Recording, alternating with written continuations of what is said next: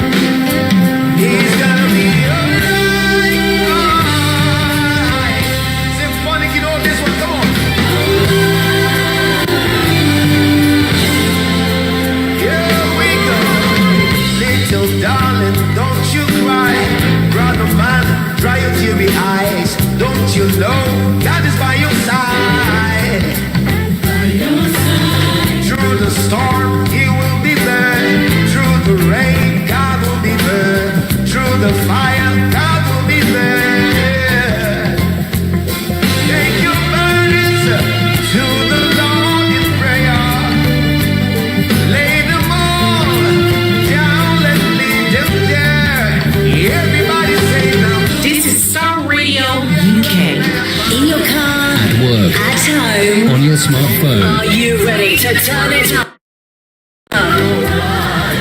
Everybody say now. If you're on your mind, every little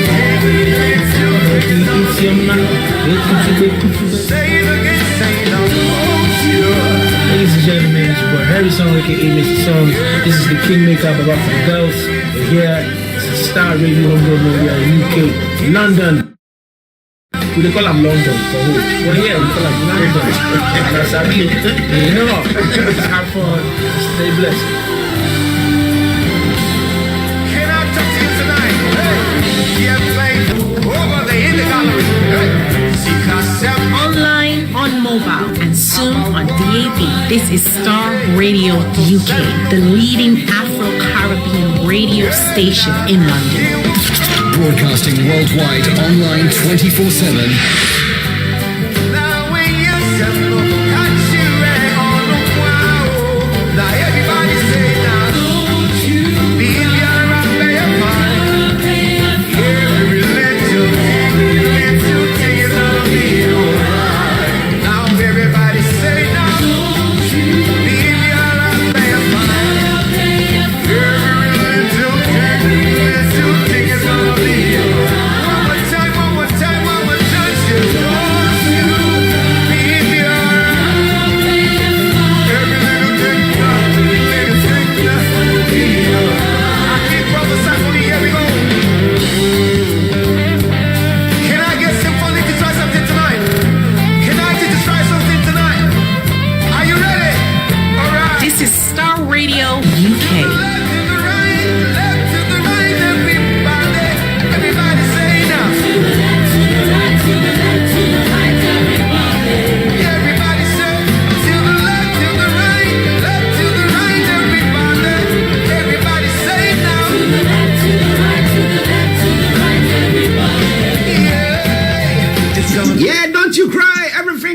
be all right. Some way, somehow, it will get all right. And let me say good morning to Amaya Jergene. Yes, good morning. I hope you are doing very well this weekend. And so, Mr. Olayomi Koiki Hrh joined us this morning. And I can tell you that shortly that everything's going to be all right because we had a very calm weekend, whatever it is. But stay tuned. Don't you go away. And Yomi, let me say a massive good morning to you. Wow, good morning to you, Mr. Archie. Good morning to all our listeners from around the globe, and welcome once again to Starr Radio UK. It is the finest African and Caribbean radio station in London, and it's good to be back again after a very beautiful long weekend. But like we always say, let's give thanks for those of us that are here alive as we continue to monitor all the situation around the globe this Monday morning, the 14th of March, 2022. Yes. How was your weekend? Brilliant one, because, the little... Okay, listeners, just bear with us. I think Miss Olayomi Koiki's line is having a bit of a hiccup there. Okay, now I think it's back on. Yomi, yeah, what were you saying? Mm-hmm. Yeah, I said it was a very beautiful weekend, like I was saying earlier. And as usual, we give thanks. Listeners, just bear with us whilst Yomi gets himself set up once again. Well, there are lots of stories that is making the rounds, but those of you who listen to us from Nigeria, and especially those of you on the African continent who listen to us daily, watching us, I salute you all the time, and I'll continue to do so, because I know it causes you an arm and a leg to do so, but you continue to do it religiously, and I salute you. I dock my heart out to you all, and once again, welcome. But do me a massive favor, share the broadcast with your friends and loved ones, and invite them to like our pages as well. In our North London studios, Mr. Olayomi Koiki, and that's our studios here. I am Archie. Now, let's move on with some of the stories making the rounds. International Council for Yoruba's Rights. Can you guys, England, UK, Wales, and Ireland amalgamated in 1536 by King Henry VIII until 1922, when each country acclaimed its self-reliance without opposition. So, can any can any draft tell me where problems in Ododuwa and Biafra people live in Nigeria is? Now, interesting article, because we've been talking about this. I know there are some people who advocate for unity. They said that in unity there is strength. But again, when an amalgamation or when a marriage is seen not to be working, what do we do? Do we still stay there until maybe the wife or whoever is unleashing the venom or the anger or the whatever bad stuff onto the others is done before we make a move? By that time, people would have lost their lives. People would have, his life would have been destroyed totally. Take, for example, what is happening in Ukraine at the moment. It escalates to that point where people are just destroying, killing. What is going on? Do you think that would be okay for you? I wanted to share your take with us. But Yomi, that's a nice post there. Now people are thinking that, well, if the Yorubas and the Afghans think that it's about time to leave, then they should be given the opportunity to do so. Because after all, we've seen the same thing happening. Now, a quick one on that. Well, we do have quite a lot of, because the social media has become the tools and the engagement, for the those that believe that, that's the only way we can communicate the message out. So what you were actually reading came from one of the, those in support of the disintegration peacefully of Nigeria. It's called the International Act Ilana, which is the, just as many of those, individuals that set this up. This is Ilana _Omo Odua, also known as the International Council for the Yoruba Right. And what you were actually reading there was a post that came out some 3 hours ago that was kind of giving us how, the whole of Wales, England, and Scotland was amalgamated in the same way Nigeria was amalgamated in 1914. But the difference is, these were amalgamated in 1536 by King Henry until 1922, just about some few years after the amalgamation of a country called Nigeria today, and they were still now able to claim back, their self-reliance. I was listening to Nicola Sturgeon last week, and she did say, she will still go ahead with an independent Scotland, and for so many reasons, so that they can have a better say, especially in a situation like the crisis happening in Ukraine at the moment. They can be able to determine who they want to come in terms of refugee and some other areas as well. So these are part of the communication and conversation that goes online, especially with Twitter and the other social media handle. And that will just quickly go straight into a post I picked up as well, with activity of the DSS after a kidnap rendition back to Nigeria last year. But the argument that this individual put out, which I'm going to read out quickly as well, is in terms of who are Nigerians and what is Nigeria and what is the language of Nigeria.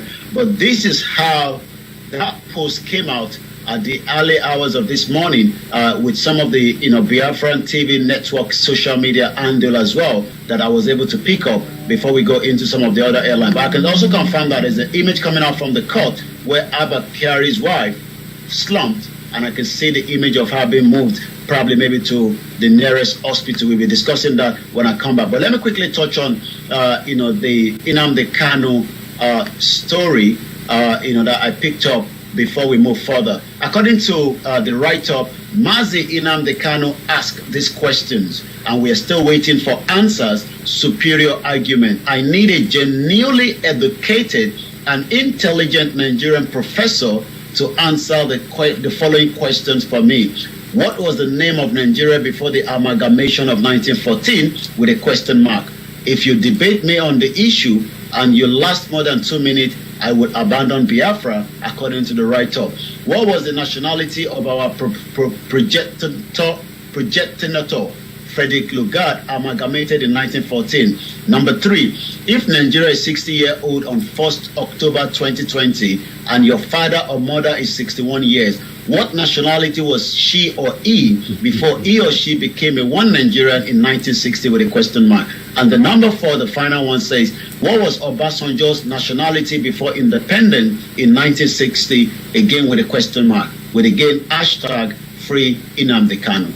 Well, listeners, that's quite an interesting piece that Yomi has put across, or has been put across on the social media platform that we've touched on this morning. But it is all coming your way from Starr Radio UK, your favorite African and Caribbean radio station in London. Now, but let's quickly touch, let me read this comment first from Amayo. He says, Yoruba had been a nation before Nigeria, and it goes on further to say the civil unrest in Nigeria is more than Western more than the Western, for the fact that we don't have a reportage as we are having in about the issue that's going on, the war in Ukraine. That's why we don't see the distraction that is going on. But what somebody will say that, well, if there is Western like that happening, people would have said it or sent people down to cover it. But we hope. I hope that it's not as bad as it seems to be. It's not coming away from Starr Radio UK.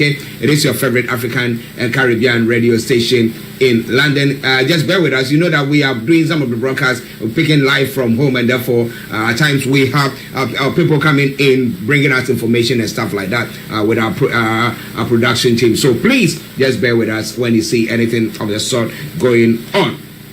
But yeah, when Yomi comes back, we're going to be looking at the NDLEA tracing 4.2 billion to Abba Kyari, co-accused suspended super cop and former commander of the intelligence response team, DCP Abba Kyari, as well as his deputy ACP Sunday Ubua, allegedly received a combined amount of 4.2 billion naira from their separate bank accounts. Now, interestingly, the question is, when it comes to this, so that's been but why, or why now?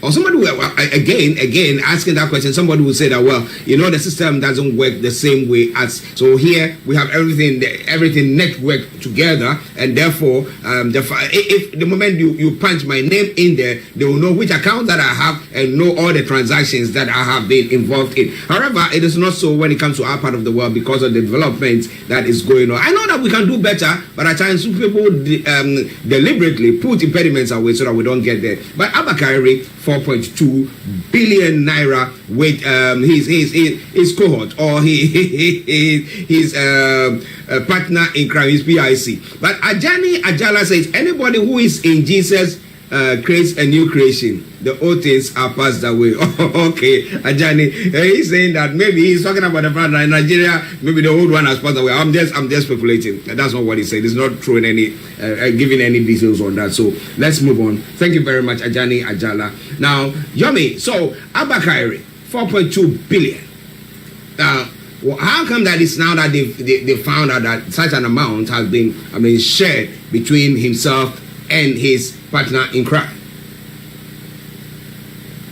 I mean, it's someone that had a case, already, and that case was being investigated. But the question is, that case was not going as a lot of Nigerians would love to see until, these allegation of drug peddling, traveling from one continent to Nigeria, and he was involved. So yes, I'm sure during different inquiries and different investigation, that needs to now be part of what to be sent. That was part of a report that has actually been sent to the AGF, the Attorney General of the Federation, Abubakar Malami, of Kyari, his deputy ACP Sunday Uba, who allegedly received a combined 4.2 billion. The question is, with the nature of what the job that they do as a police command intelligent response team, could they have other expenses that allow this kind of money to go through their account?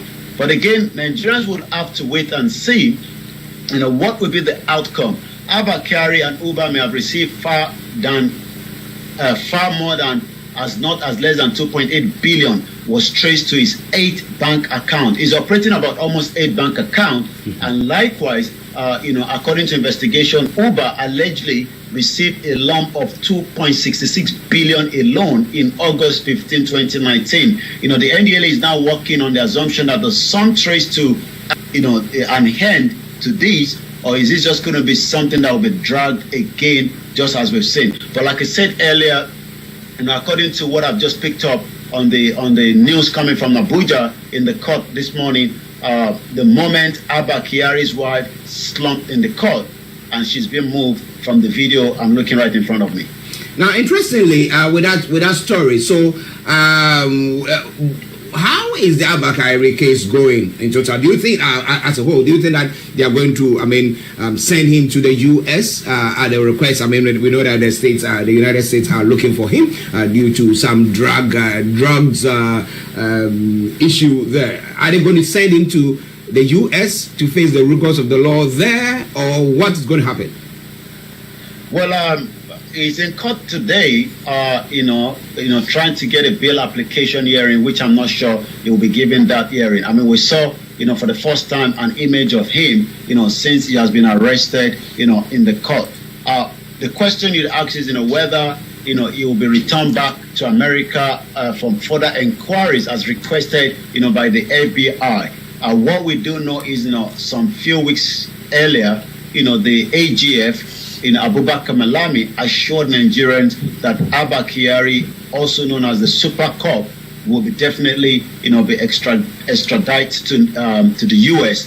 for that particular reason of his being asked to, attend, extraditory back to U.S. Based on the FBI versus Hush Puppy that we do know is currently ongoing. So we are hoping that how they're going to manage all this now is the question, because already now it's been pinned down for what we can call a drug allegation. It's already, there's a request of him to America, to come and give his own evidence or witness, to the allegation again, on him by Hush Puppy that was picked up from Dubai, due to money laundering. So quite a lot is on his head. But how he's going to manage all these, even though he's still claiming he's innocent. Well, he's innocent and proven guilty, so you have to just allow him to plead his innocence in this case. So let's see what happens. Maybe the court or the laws will work the way they're supposed to. Somebody say the wheel of justice grinds slowly. So let's see what happens on that front. But Starr Radio UK 11:20, the update from Nigeria on the morning show. Now let's move on straight to the ASU strike. Now we know that students were threatening to also go on the streets if ASU doesn't go. Government does not deal with ASU for ASU to come back to the lecture room to come and lecture, and therefore we'll see a bit of peace there. But I don't know whether that has been thrown out of the window or the students have calmed down. What is happening to the students before we come to ASU? The latest about ASU. Well, maybe now that because I was looking at what was trending this morning, and ASU, as I speak to you right now, is still trending as #1. And you can imagine, we have 60% of Nigerians, that are youth, and that means the percentage of those that are currently not in school due to the ASU strike is in large amount as well. We've not really seen much of what they say that we're going to do, the blockage of the road and such, maybe in the hope that things will get normal, but it doesn't seem it's getting normal because another 8 weeks, which is like another 2 months, has been added between, ASU and the federal government. I think we might have, this is what transpired over the weekend.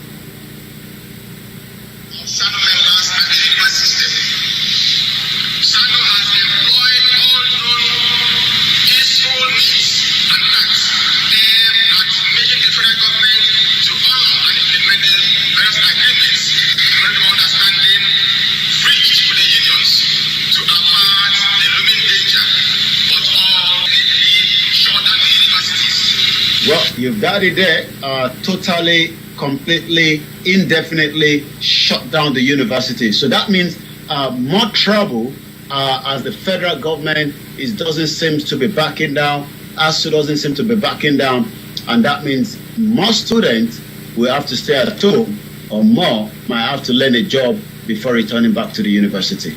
Now, when it comes to education in Nigeria, we know that students have to pay their fees, tuition fees for the universities. Now, if there is an extension, instead of them being there for, call it 3 years for a program, and then because of strikes and stuff like that, it extends to maybe 4 years. How is that dealt with? Do they have to pay the extra, or whatever they pay for that 3 years, that is what is going to take them through whatever 4 years or whatever time?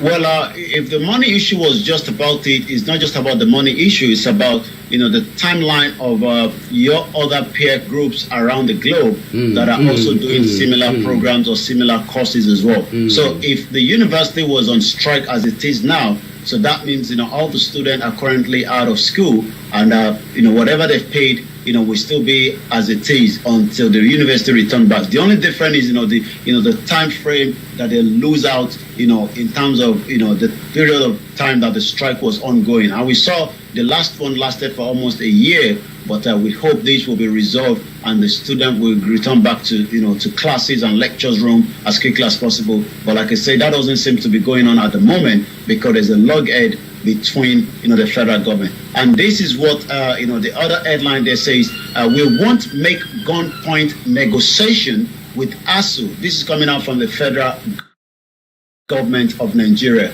According to the report, the Federal Ministry of Education, that is meant to be the board and overseer of the Academic Staff Union of University that has been under duress, says, we will not enter any agreement with the Academic Staff Union of University under any duress. The ministry called on ASU to call off a strike so that we will not have gunpoint negotiations and make promises that we will not be able to fulfill. But the question is, for how long must promises be made and not fulfilled is the reason why these academic staff union are refusing to return back to lecture rooms. So what has been the leadership of ASU? What have they actually said? Okay, maybe if government meets at halfway this particular place, we will then go in, because it looks like when they go for these negotiations, maybe they throw in, everybody throws what you cannot. If you ask government, we want 1 billion, they cannot say that we're going to give you 1 billion, because other associations or other workers will also come in and throw their requests. So government has to be a bit diplomatic. In how to negotiate all these things. So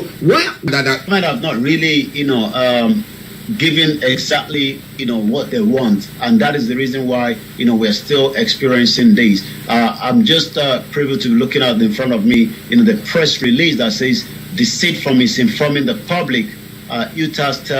UTAS test still ongoing on. So okay, the 1 month road strike declared by our union on the 14th of February has entered the 4th week. During the period, we have been having engagement with the government over the contended issues that necessitate the actions. What are these contended issues? It involves a lot of things, but the question is whether both parties can really come under a roundtable conversation, see what it's about the give and take. But I'm not sure this is going to happen, and the people that is going to suffer this are the students themselves. Well, Amaya says Nigeria is a joke. Now, what do you think? It is Starr Radio UK. I'm this from Nigeria, 11:27 the time. Let's go back to Yomi for the rest of the stories making the rounds. Over to you, Yomi.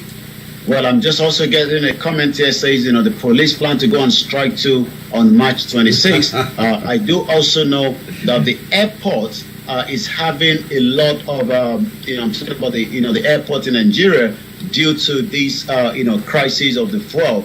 But there's a information coming out that maybe in the next couple of weeks, if care is not taken, some of those situation in terms of crisis of the fuel as well. Likewise, yesterday, a pastor of the church was arrested concealing illicit drug at the Lagos Murtala Mohammed Airport on his way to Kenya for a crusade. He did say after he was stopped that he needed that for his own purpose and his own personal use. According to the headline, before we go straight to some of the other stories that we have, operatives of the National Drug Enforcement Agency have arrested Pastor Reverend Uguchukwu Emmanuel Ikwen at the Murtala Mohammed International with his own personal consumption. Like I said, there's quite a lot in terms of, the airport itself, time factor this morning as well. The time now is exactly 28 minutes past 11.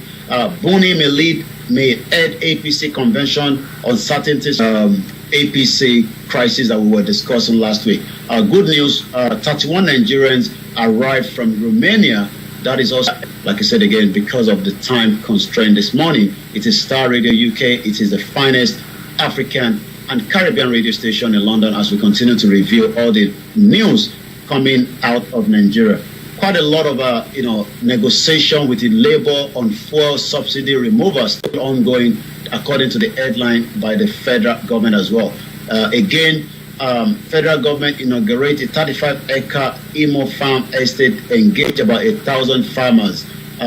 Bakers threatening shutdown as diesel price now and others. So you can say that I did talk about it last week, that in the next couple of weeks, the effect of what is happening, especially in Russia and Ukraine, is also having a big impact. So bakers, that means prices of bread is going to go up, and bakers under the ages of Premium Bread Makers Association of Nigeria are mulling a total shutdown of operations following steady and fast increase in the price of diesel in the last few days. Some have been paying up to 750 naira per liter for a diesel, so quite a lot of a big price. The association said the continued rise in price of diesel had made the price of the commodity to be doubled.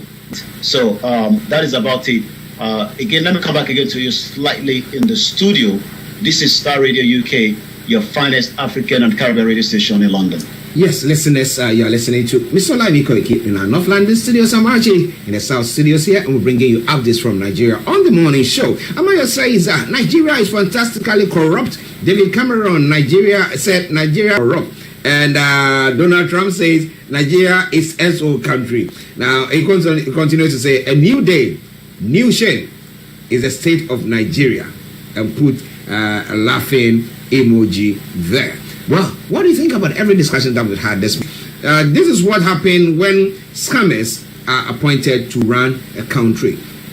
We've been asking the question. At the moment we have Ododoa, let's say the Yoruba nation, okay, and we have the Biafran nation. I mean, let's be optimistic and let's see something like that happen.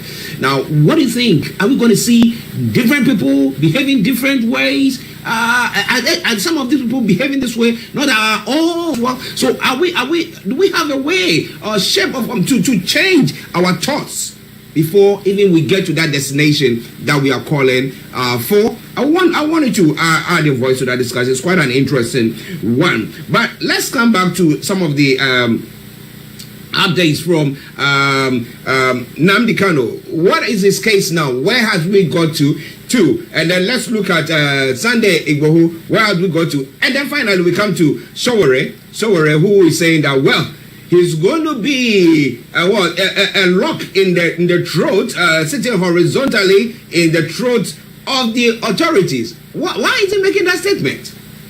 Well, SOWORE, as we know, is someone that has been pinned down. Let's put it that way. Mm-hmm. In Abuja, he hasn't been able to leave Abuja, even though he's now put his interest how that is going to be done, since he's not allowed to leave Abuja. but he's already contesting. Maybe he's going to have to do most of his campaign through the Zoom, because if he has to travel around, he won't be able to do so presently. Yes, from what he posted out, no matter the threat from the government and its agents, we are not backing down. We will be bones sat horizontally in their throat. And there's a particular song that I saw him, this is very some few weeks back, between him and some of his friends that were sitting there and saying, Suwe, Suwe, it's become like a ringtone.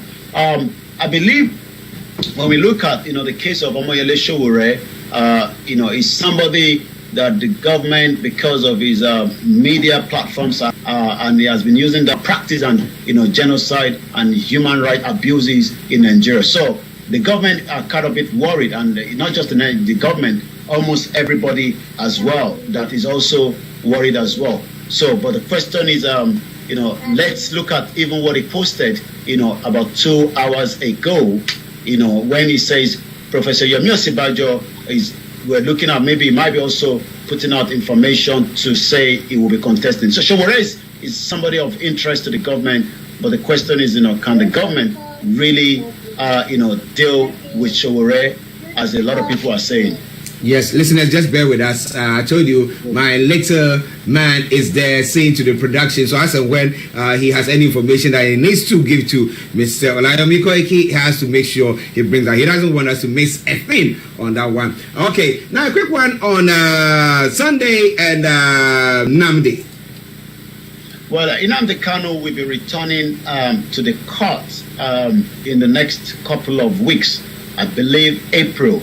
But the Biafra, as we know, on a Monday today, it's again a sit-down at home. So it's called the autopilot. So the whole Southeast is completely shut down in terms of no movement. It's having a big impact, in Southeast, especially businesses lost.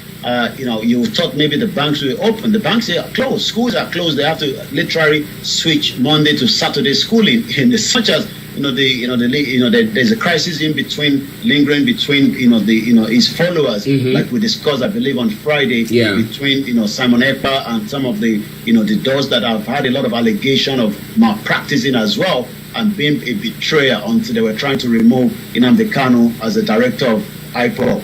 But Biafra, stop begging Buhari government. Nnamdi Kanu is innocent.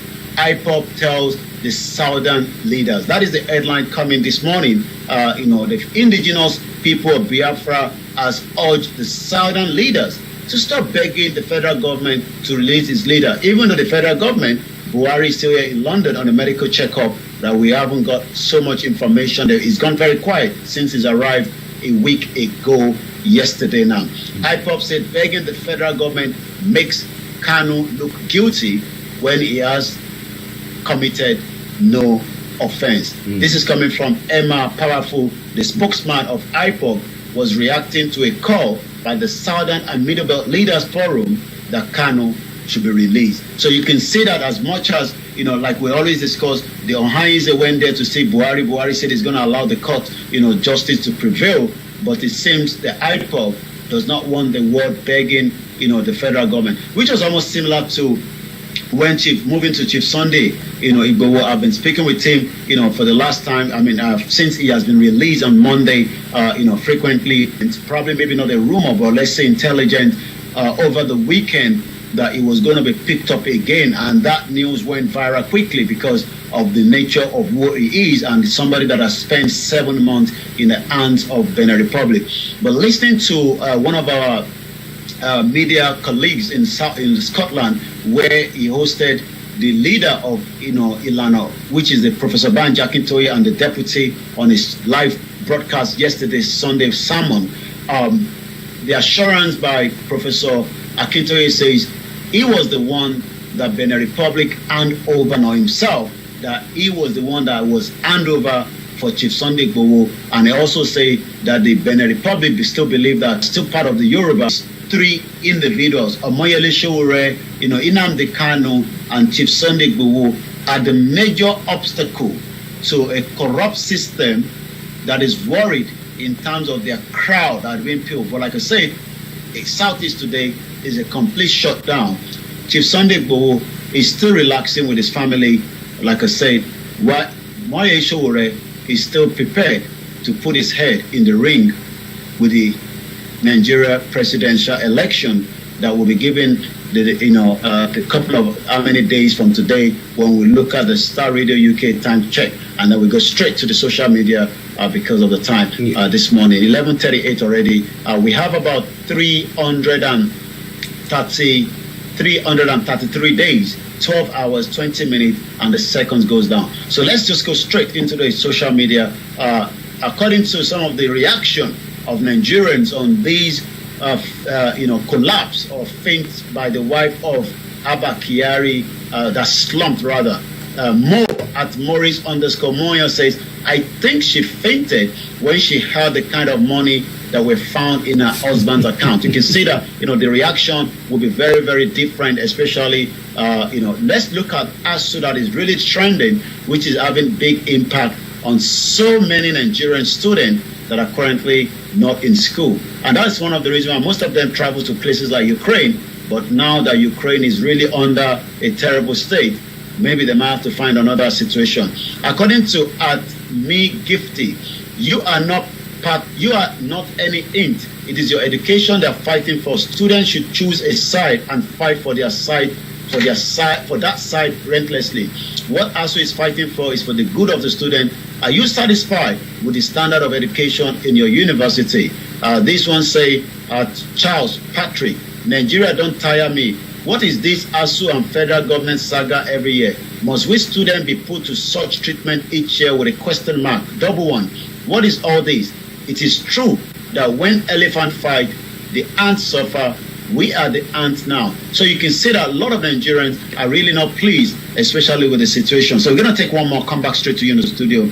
At Nuruddin 101 says, ASU are to blame. I don't know anything like federal government. You are really doing this for us, then you should let it go. We are grateful. Thank you. So you can see that there's a mixed reaction. Listeners, updates from Nigeria with Mr. Olayomi Koiki. Well, we brought you all that you need to know. Now you can continue to be with us, share your take with us. You can post your comments on our Facebook page, and I promise you I'm going to read that. But before you go, let me say thank you very much. But your final words before we take your leave. Well, just stay tuned because you still have Archie and Frank that will be taking you through the rest of the segment. I'll be back again same time tomorrow at 11 o'clock same time to discuss more about the latest news on Nigeria. But for now, have a very good morning, good afternoon to those of you in Nigeria, and I'll be back again same time tomorrow. Bye for now. Bye-bye. Thank you very much. Well, listeners, it is Star Radio UK, your favorite African and Caribbean radio station in London, bringing the time now to exactly 11:41, and it is the Monday edition of the morning show. I'm Archie. Before we continue, we'll take a commercial break, and I'll bring you some lovely tune that I've selected whilst we were doing that discussion, the living years. I mean, every generation blames the one before, but don't you worry. Let's take the commercial break. We'll be with you. Welcome to Gabby Dave Global. We are a UK-based online e-commerce store, the first of its kind with license to trade in African products.